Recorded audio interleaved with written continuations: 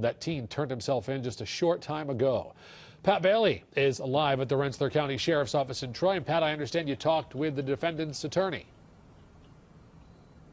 We did talk to the defendant's attorney. More on that in a second. I want to let you know that the seventh person that has turned himself in, we are told not only by police but by his attorney, is a juvenile under the age of 18, so therefore we will not show his face or release his name. Now, in the meantime, I did get a chance to talk to his attorney as he was leaving the building here today, and his attorney told me that the media is blowing this out of proportion. He says that these are a bunch of kids that just made a mistake, quote, like the rest of us have in our past. Now, again, police and the attorney tell us that this male, we can tell you he is a male, that turned himself in today under the age of 18. So again, we are not showing his name. Now, he showed up here to the sheriff's office today in Rensselaer County with his parents. All three covered their faces as they walked into the building. As we said, this is the now seventh person to turn themselves in for attending a party and trashing a home in Stephentown that belonged to that former NFL player.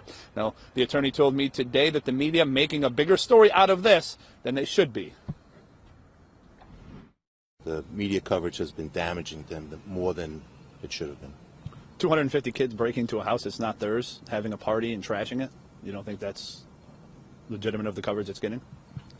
I believe that media coverage was overblown in this case. Anything to do with the fact that the victim was a ex-football player? A victim is a victim, whether he's an ex-football player or he's a police officer or he's a nurse or a doctor. I think that the media coverage in this case was probably more than it would have been for a nurse or a doctor or a police officer because of who Mr. Holloway is.